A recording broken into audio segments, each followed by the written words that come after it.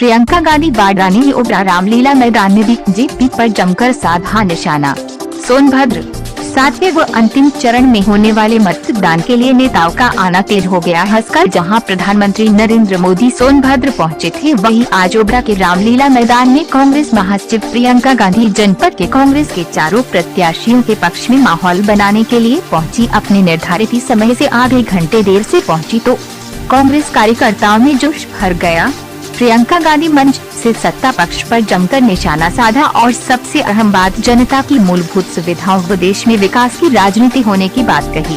कांग्रेस की महिला प्रियंका गांधी ने सोनभद्र के ओबरा रामलीला मैदान में विशाल जनसभा को संबोधित किया। यहां उपस्थित लोगों से कांग्रेस के पक्ष मतदान की अपील की।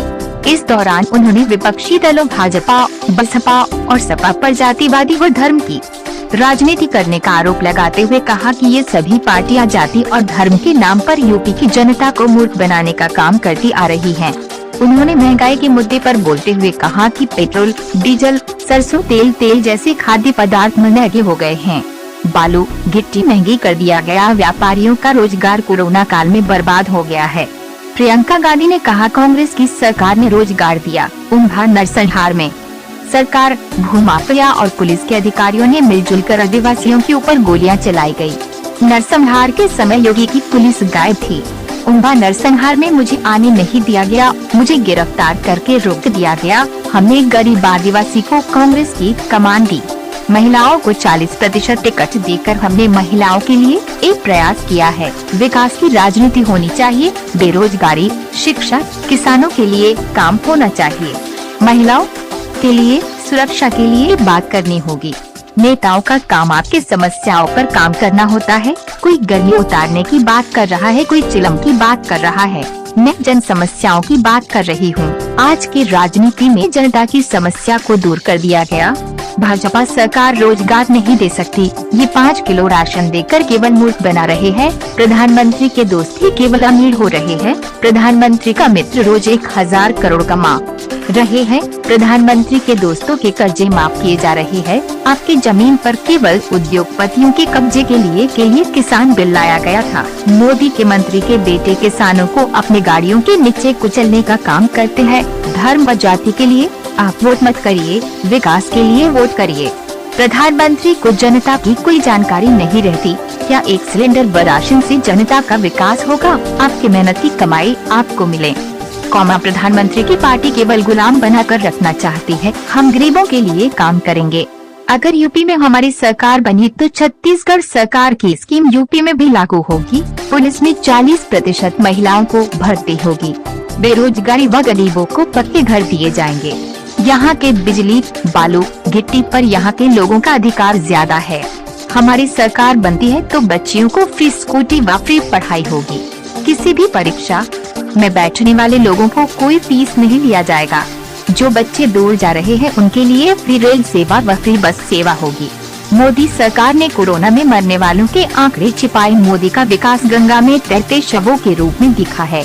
अपने मित्र उद्योगपतियों का विकास कर उनको अमीर बनाने व गरीबों के जमीन हड़पने व उनके ऊपर कर्ज चढ़ाने का काम मोदी जी कर रहे हैं। खबर जगत के लिए सोनभद्र से मनोज सिंह राणा। तो अब ये नीति और ये नियत दोनों खराब है। ये साजिश है कि इस देश की जनता, प्रदेश की जनता गरीब रहे। जब तक गरीब रहेगी तब तक हम इनको गुमराह कर सकते हैं। ये सोचते हैं कि हर चुनाव में जब हमें धर्म की बात करनी ही है, जब हमें जाति की बात करनी ही है और उसी पे हमें वोट मिल रहा है तो हमें काम करने की क्या जरूरत है। ये आदत डाल ली है आपने। अब दशकों से आपके प्रदेश में सिलसिला चल रहा है कि धर्म की बात होती है, आप वोट दे देते हो। जाति की बात होती है, आप वोट दे देते हो। नेता सत्ता में है, राज कर रहा है, आपको गुलाम बना दिया है। वो तो आपका काम करना ही नहीं चाहता। ये तो प्रधानमंत्री जी तो मंच में खड़े होकर कहते कि मुझे तो मालूम ही नहीं था कि ये समस्या है छुट्टे जानवर की। आप प्रधानमंत्री हैं देश के, आपका मुख्यमंत्री है, विपक्ष का नेता जान रहा है, संघर्ष कर रहा है इसके लिए। आप नहीं जानते और आप कह भी रहे हैं कि आपको मालूम नहीं है। तो ये आपने बहुत बुरी आदत डाल दी है नेताओं में, और इसको बदलना बहुत जरूरी है। जब तक आप बदलाव नहीं लाएंगे तब तक आप इस खाई में रहेंगे, तब तक ये स्थिति होगी कि कोई आपके गांव में, आपके शहर में विकास नहीं करेगा, आपको रोजगार मिलेंगे नहीं, चाहे खाली पद भी हो, आपको सशक्त करने की बात होएगी ही नहीं। ऐसी ऐसी स्कीम आएगी जैसे महिलाओं के लिए एक गैस सिलेंडर पकड़ा दिया, सशक्त करने की बात नहीं की, गैस सिलेंडर दे दिया, अब आप भर ही नहीं पा रहे, नया खरीद ही नहीं पा रहे। और उस गैस सिलेंडर से, उस राशन के बोरे से क्या आपका भविष्य बन जाएगा? क्या ये तमाम नौजवान जो यहाँ पे खड़े हुए हैं, क्या ये अपने पैरों पे खड़े हो सकते हैं? नहीं हो सकते। तो इन बातों से, धर्म की बात, जाति की बात, कभी पाकिस्तान की बात, कभी बुलडोजर की बात, इन बातों से तो आपका पेट भर नहीं रहा है ना, आपको रोजी रोटी मिल नहीं रही है ना। रोजी रोटी मिलेगी कैसे?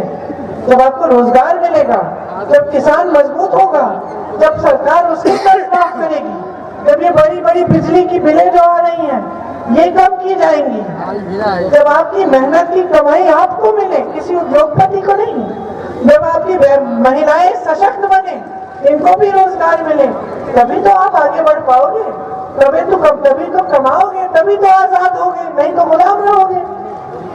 और उस गुलामी का फायदा यही नेता उठाते रहेंगे जो आकर चुनाव के समय आपको हर 5 साल गुमराह करते थे। तो जरा सोचिए, गंभीरता से सोचिए, चाहे वो जीएसटी थी, नोटबंदी थी, कोरोना में लॉकडाउन था, सारी मुसीबतें छोटे व्यापारियों, छोटे दुकानदारों पर आई और सरकार ने कोई राहत नहीं दी। मेरे किसान भाई बहन हैं जिनको उपज का दाम नहीं मिलता, खाद नहीं मिलती, यहाँ के आदिवासी जनजातियों की बड़ी बड़ी समस्याएं हैं। जो अधिकार आपको जंगल पर जो अधिकार दिए गए थे कांग्रेस की सरकारों ने दिए, लेकिन आज आपका हक रहा नहीं।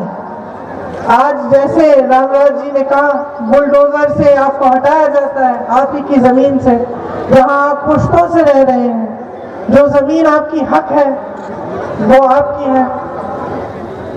मैंने यहाँ खुद देखा, जब उम्भा में नरसंहार हुआ तभी मैं रामराज जी से मिली थी। उस समय पुलिस प्रशासन और जो भूमाफिया थी सब मिलजुल कर काम कर रहे थे। किसानों, आदिवासियों का नरसंहार हुआ तो उनकी मदद करने के बजाय, उनकी रक्षा करने के बजाय पुलिस प्रशासन और भूमाफिया जुड़कर, मिलकर उनको प्रताड़ित कर रही थी। पुलिस तो आई ही नहीं जब वो नरसंहार हुआ, और अपनी ट्रैक्टर लाके, अपनी बंदूकें लाके, लाठियां लाकर खुलेआम दिन दहाड़े आदिवासियों को मारा गया।